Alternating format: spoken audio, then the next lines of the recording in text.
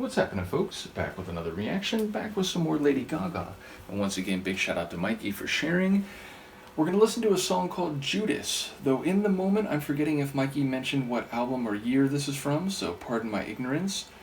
But any song that's called Judas inevitably brings to mind Judas Iscariot, who, when he is referenced in literature or pop culture, typically relates to someone who is superficially friendly and supportive, but is secretly and insidiously disloyal, untrustworthy, and or engaged in betrayal. So I would expect on some level it to feature a narrative with someone engaging in such duplicitous activities that could of course be not a person being referenced by the narrator, but the narrator themselves. I would find that possibility less likely. I'll see what I can catch on a first listen. Let's give it a hearing. This is Lady Gaga and the track is Judas.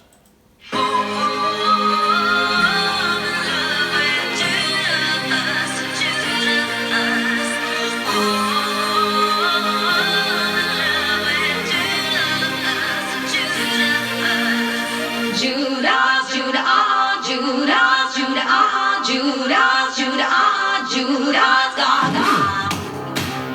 Oof. Grind and heft.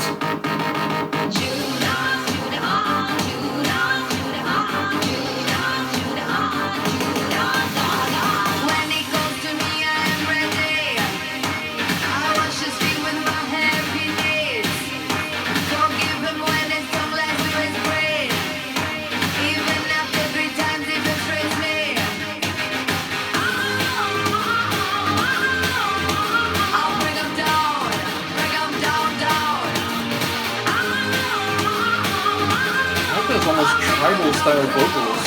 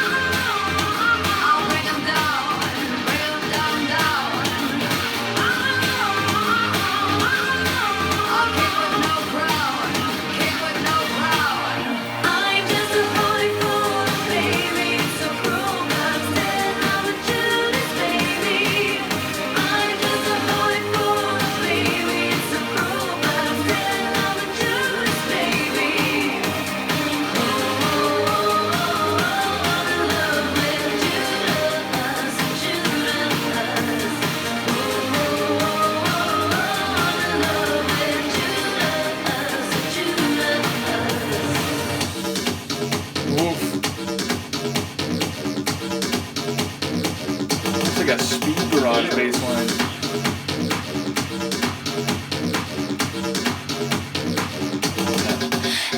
Echoic clap. I am beyond repentance. Bang hooker, prostitute, wench, vomit her mind. But in the cultural sense, I just speak in future tense. Judas is me of offense. To where here comes the next time. I wanna love you, but something's pulling me away from you. Jesus is my virtue, and Judas is the demon I cling to. I cling to just a holy fool, baby. It's so cruel, but I'm still in love with Judas, baby. I'm just a holy fool.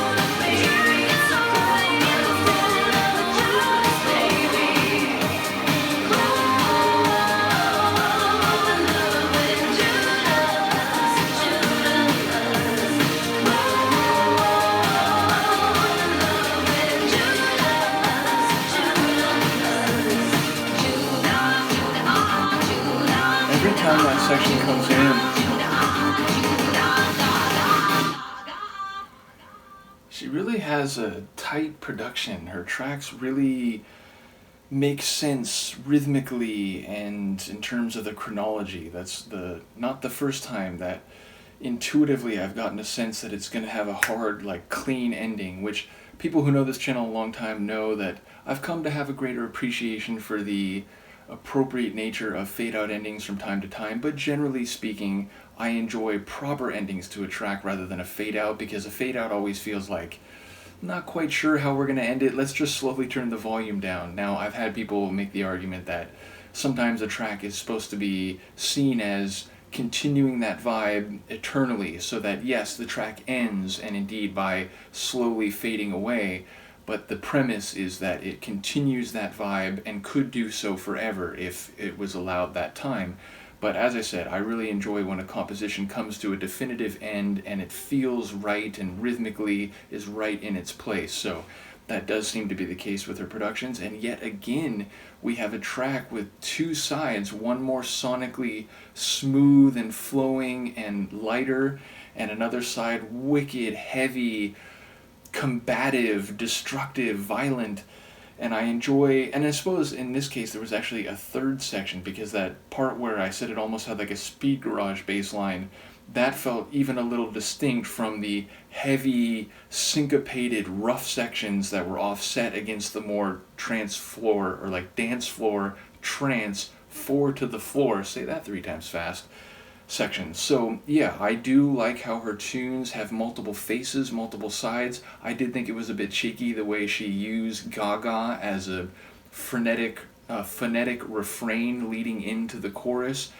And yes, it feels like we are very much playing off of biblical stories about Jesus and Judas Iscariot, but she sounds like she's saying she is, despite feeling like a holy fool and how it is all cruel, she's sort of stuck with her love for this Judas, and she can't really pull away from him, even if Jesus is also her talisman. So it sounds like maybe we're using those scriptural references as reference points for a more, let's say, modern day and everyday type of interaction, whether that's, someone she's in love with and who she knows isn't entirely trustworthy, or maybe not good for her in the long term, but she can't seem to get away from that because there is some allure, there is some mystery and excitement to him, even if she knows the light and the way is perhaps better represented in someone else.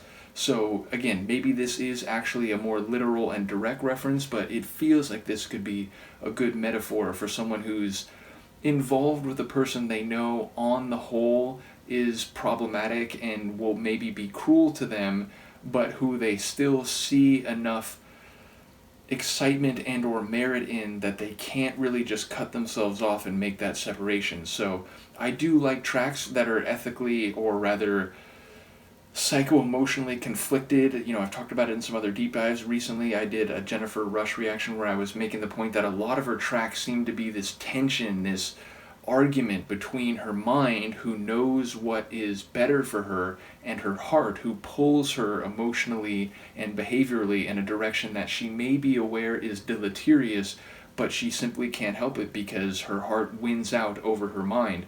And it feels like some of Gaga's tracks are very much in that vein. And as I learned with Disease, sometimes that's not even about two separate people, it's actually two sides of her own psychology, which I always enjoy that type of writing. So enjoying the early stages, just getting my feet wet with Lady Gaga, as I mentioned in the other 2 reactions I've done. It's an artist I've been aware of for a long time, but because I have my hands in so many different musical pies, so to speak, it's just never an artist that I was able to go on any deep dive for. So enjoying it so far. Once again, thank you to Mikey for sharing, and to all the folks who may be new here. Do let me know what you think of this and or the other tunes that I've reacted to. I'll see what I can do next, and I will see you then. Peace.